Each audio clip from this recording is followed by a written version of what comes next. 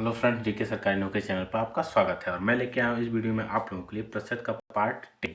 इसमें जो है परीक्षा में फेल पास पर आधारित जो प्रश्न पूछे जाते हैं वो वाले प्रश्न को मैं लाया हूँ और आरेख से मैं बिल्कुल आसानी से आपको बताऊँगा और आप भी बिल्कुल आसानी से कर पाएंगे। देखिए आपके सामने जो है फर्स्ट क्वेश्चन, किसी परीक्षा में अंग्रेजी में 70% और गणित में 80% अभ्यर्थी पास होते हैं और 10% दोनों विषय में फेल होते हैं।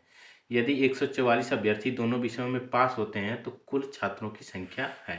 इसको आप या तो फेल पे लगा सकते हैं या तो पास पे लगा सकते हैं। तो देखिए अब जो है 70% गणित में और 80% पास होते हैं और 10% दोनों विषय में फेल होते हैं। तो आप इसको क्या करेंगे कि जो 10% फेल हो रहे हैं तो 100 में से अगर आप 10 मानते हैं तो 90% अभ्यर्थी क्या होंगे, दोनों विषय में पास होंगे। ठीक है, तो यहीं पे दो गोला बनाइए। ठीक है, ये इंग्लिश वाला और ये मैथ वाला। ठीक है, इंग्लिश में जो है 70% और मैथ में 80%। ठीक है ना, 70% और 80%। दोनों विषयों में क्या है, 90 है। ठीक है ना, तो जब इसमें से 90 घटाएंगे तो -20 और इसमें से घटाएंगे तो -10। ठीक है ना, तो अब आपका क्या हो जाएगा, ये अब देखिए अब क्या होंगे, ये सब पास वाले आएंगे। ठीक है ना, तो पास वाले जब आएंगे तो 90 -20 -10 बराबर 90 -30 बराबर 60%। 60% अभ्यर्थी क्या होंगे, दोनों विषयों में पास होंगे। ठीक है, तो यही जो है 60% 144 के बराबर होगा। ठीक, तो इसको आप कैंसिल 6 से काट दीजिए, 10 और यहाँ से 6 दूनी 12, 6 चौको 24। ठीक है, 2 5 10 और 12 दूना 24। 1% बराबर 12/5। तो कुल अभ्यर्थी 100% होंगे, तो 12/5 गुणे 100, इसको काट दीजिए 20। ठीक है ना, तो अब 12 दूना 24 कितना हो जाएगा, 240। तो कितने होंगे, कुल अभ्यर्थियों की संख्या कितनी होगी, 240, जो कि इसके सी वाले ऑप्शन पे दिया हुआ है।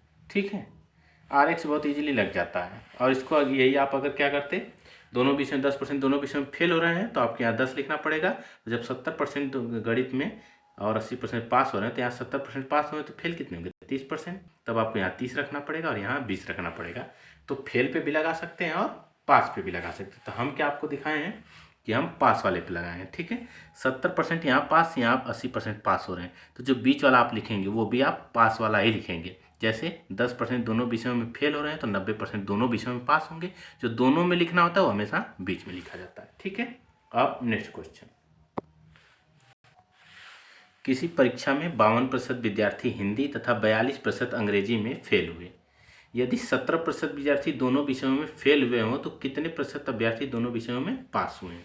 ठीक है ना, अब ध्यान दीजिए, 52% हिंदी तथा 42% अंग्रेजी में फेल हुए और 17% दोनों विषय में फेल हुए हैं। तो अब आपको जो है इसमें फेल और पास निकालने की जरूरत नहीं है। 17% दोनों विषय में फेल हुए हैं तो बीच में 17 लिख दीजिए। ठीक है ना, अब ये हिंदी वाला है और ये इंग्लिश वाला है। ठीक है ना, तो 52% ठीक है हिंदी में और इंग्लिश में 42%। तो अब 52 में से 42 माइनस कर दीजिए। ठीक है, मतलब ये पूरा 52 होना चाहिए। तो 52 में से 17 माइनस करें, 12 में 7 जाएगा 5। ठीक है, और उसके बाद यहाँ 4 बचेगा, 4 में से 1 जाएगा 3। अब यहाँ से 42 में से 17, तो 12 में से 7 जाएगा 5, 3 में से 1 जाएगा 2। ठीक है, अब ये भी जो है फेल वाले, ये भी फेल वाले, ये भी फेल वाले, सब जोड़ लीजिए। तो फेल वाले कितने होंगे, तो 35 + 17 + 25, 5 5 10 7 17। ठीक है, 2 1 3 3 6 1 7। ठीक है ना, तो 77% क्या होंगे, फेल होंगे। तो पास कितने होंगे, 100 - 77। तो 10 में 7 जाएगा 3 और 9 में से 7 जाएगा 2। 23% अभ्यर्थी क्या होंगे, ये पास होंगे। ठीक है ना, दोनों विषयों में पास होंगे, जो कि आपके सी वाले ऑप्शन की जाए। तो आप देख पा रहे हैं R1 से बिल्कुल आसानी से लग जा रहा है। ठीक है ना, अब नेक्स्ट क्वेश्चन, 40% लोग समाचार पत्र X पढ़ते हैं, 50% लोग समाचार पत्र Y पढ़ते हैं और 10% लोग दोनों समाचार पत्र पढ़ते हैं। कितने प्रतिशत लोग दोनों में से कोई भी समाचार पत्र नहीं पढ़ते हैं। ठीक है, तो अब देखिए इसमें भी दो गोला बनाइए। एक यक्स एक वाई, ठीक है ना। यक्स वाले कितना है 40 और वाई वाले कितना है 50, दोनों मिला के कितना है 10, ठीक है। 40 में से 10 जाएगा 30, 50 में से 10 जाएगा 40, तो जोड़ लीजिए पढ़ने वाले, ठीक है। कितने आएंगे 30 प्लस 10 प्लस 40, 30 10 40 40, 80%। 80% लोग पढ़ेंगे तो कुल 100 होंगे, तो 100 माइनस 80 यानी 20% लोग क्या होंगे नहीं पढ़ने वाले होंगे, जो कि इसके सी वाले ऑप्शन पे दिया हुआ है, ठीक है ना। एकदम आसानी से आरेख ऐसी चीज़ है कि एकदम बिल्कुल आसानी से लगेगा, आप एकदम आसानी से कर पाएंगे, आपका उस क्वेश्चन कभी गलत नहीं होगा अगर आप इसको मेथड को सीख लेते हैं तो। अब नेक्स्ट क्वेश्चन, एक परीक्षा में अधिकतम अंकों के 20% अंक प्राप्त करने वाला छात्र 5 अंकों से अनुत्तीर्ण हो जाता है। दूसरा छात्र जिसे अधिकतम अंकों के 30% अंक मिलते हैं और वह उत्तीर्णांक से 20 अंक अधिक पा जाता है। उत्तीर्ण होने के लिए आवश्यक प्रतिशत क्या है। अब देखिए, सबसे पहले एक को 20% अंक मिल रहा है और वो 5 अंकों से अनुत्तीर्ण, मतलब अगर इसमें हम 5 नंबर जोड़ देते हैं तो पास हो जाएगा। दूसरा कितना पाता है 30% अंक पाता है और 20 अंक अधिक पा जाता है, तो इसमें से हम 20 माइनस कर देते हैं, ठीक है ना। तो 30 में से 20, 30 माइनस 20, ठीक है परसेंटेज, और इधर 20 प्लस 5 यानी घटाएंगे तो कितना आ जाएगा 10% बराबर 25, तो 1% बराबर 25/10, फिर कुल कितना होगा 100%, ठीक है। 1% बराबर क्या होगा 25/10, कुल 100% होगा, तो 100% बराबर 25/10 गुणे 100, 0 0 कट जाएगा, कितना हो जाएगा आपका 250, ठीक है ना। ये जो था 250 कुल मार्क्स होगा, यानी 250 नंबर का पेपर था। अब कह रहा है कि उत्तीर्ण होने के लिए कितना परसेंट चाहिए, ठीक है ना। तो उत्तीर्ण होने का जो प्रतिशत है वो आप निकालेंगे जब, तो 20%, ठीक है ना। तो जब 1% बराबर 25/10 है तो 20% बराबर, ठीक है ना। यहाँ आप देख पा रहे हैं कि 1% बराबर 25/10, तो 20% बराबर 25/10 गुणे 20, 0 0 25 दूना कितना 50, ठीक है ना। 50 नंबर और 5 कितना हो जाएगा 55। अब 55 नंबर पास होने के लिए चाहिए किस में से 250 में से, ठीक है ना। 250 में से पास होने के लिए चाहिए 55 नंबर, 55/250 गुणे 100, 0 से 0 कैंसिल, ठीक है। और 5 5 25, 5 दूना 10 और 11, ठीक है। तो हो जाएगा 11 दूना 22%, ठीक है, जो कि इसके सी वाले ऑप्शन पे दिया हुआ है, तो इसका सी जवाब बिल्कुल सही हो जाएगा, ठीक। यहाँ बस क्या किया गया है कि सबसे पहले पास होने का नंबर निकाला गया है, सबसे पहले तो पूर्णांक निकाला गया 250 का, ठीक है। फिर पास होने का नंबर निकाल गया 55 नंबर, अब 55/250 में से पास होने के लिए 55 नंबर पाया होगा गुणे 100, यानी 22% अगर वह अंक पाता है तो क्या है पूरा पास माना जाएगा लड़का, ठीक है। तो इसका सी जवाब बिल्कुल सही हो जाएगा। अब नेक्स्ट क्वेश्चन, एक प्रत्याशी किसी परीक्षा में 20% अंक प्राप्त करके 30 अंकों से फेल हो जाता है, परंतु अन्य प्रत्याशी 32% अंक प्राप्त करके पास होने वाले अंकों से 42 अंक अधिक प्राप्त करता है। तब पास होने के लिए अंकों का प्रतिशत है। इसमें भी वही प्रक्रिया है, 20% नंबर आता है और 30 अंकों से फेल हो जाता है, मतलब हम अगर इसमें 30 नंबर जोड़ देते तो यह पास हो जाएगा। दूसरा 32% पाता है और 42 अंक अधिक प्राप्त करता है, ठीक है। तो इसमें हम 42 घटा देंगे, ठीक है। तो 32 में से 20 माइनस करिए, 32 माइनस 20 परसेंटेज, और इधर जाएगा 42 प्लस 30, ठीक है। तो 2 और 3 में से 2 जाएगा 1, 12% बराबर 2 4 3 7, 12 6 72, 1% बराबर 6, तो कुल आपका 100% बराबर 600, 100 का गुणा हो जाएगा, ठीक है। आपका कितना आएगा 600। तो अब वही प्रक्रिया है, इसमें सबसे पहले निकालेंगे कि पास होने के लिए कितना नंबर चाहिए।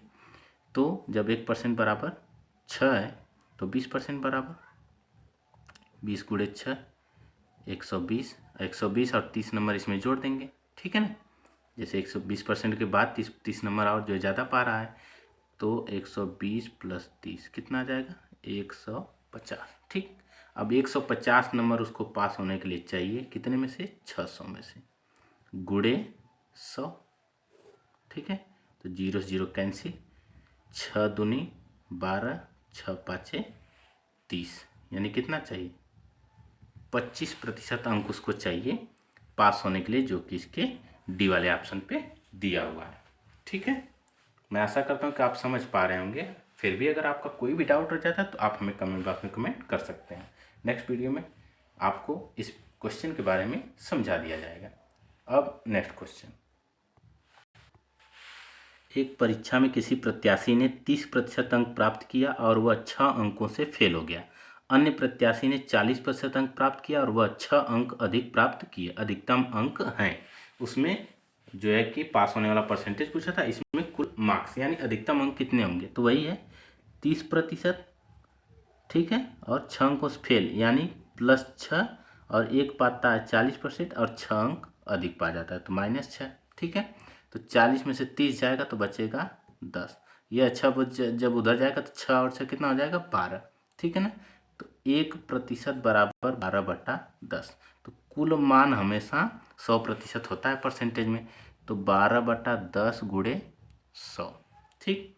तो 0 से 0 कैंसिल, 12 गुणे 10 कितना हो जाएगा 120, यानी 120 नंबर उसका अधिकतम नंबर था, जो कि इसके बी वाले ऑप्शन पे दिया हुआ है। तो इसका बी जवाब बिल्कुल सही हो जाएगा। अब नेक्स्ट क्वेश्चन, किसी परीक्षा में बैठने वाले उम्मीदवारों में से 25% योग्यता प्राप्त नहीं कर सके और योग्यता प्राप्त करने वाले उम्मीदवारों की कुल संख्या 450 थी। परीक्षा में बैठने वाले उम्मीदवारों की संख्या थी, तो कुल हमेशा क्या होंगे 100%, ठीक है ना।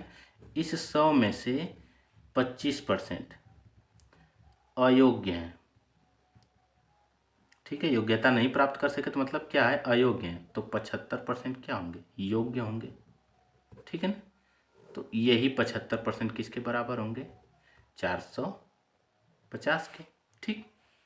तो अब इसको काट दीजिए, 15 पचे 75 और 15 तियाँ 45, 5 छक्का 30, ठीक। तो अब 1% बराबर 6 आ जाएगा, ठीक है ना। तो कुल उम्मीदवारों की संख्या हमेशा 100%, यानी 6 गुणे 100 बराबर 600। कुल उम्मीदवार कितने होंगे 600, जो कि इसके बी वाले ऑप्शन पे दिया हुआ है। तो इसका बी जवाब बिल्कुल सही हो जाएगा। तो मैं आशा करता हूँ कि आपको ये क्वेश्चन बहुत ही अच्छे तरीके से समझ में आए होंगे, और आप इन क्वेश्चन को देखने के बाद अगला कोई भी क्वेश्चन आपके सामने अगर आता है तो आप बिल्कुल आसानी से कर पाएंगे, अगर वो क्वेश्चन इसी टाइप से अगर दिया हुआ है तो। फिर भी अगर आपको कोई भी डाउट रह जाता है तो आप हमें कमेंट बॉक्स में कमेंट कर सकते हैं। और आपको ये वीडियो कैसा लगा कमेंट में अवश्य बताएं। और अगर चैनल पर पहली बार विजिट कर रहे हैं तो लाइक, सब्सक्राइब और शेयर करना ना भूलें।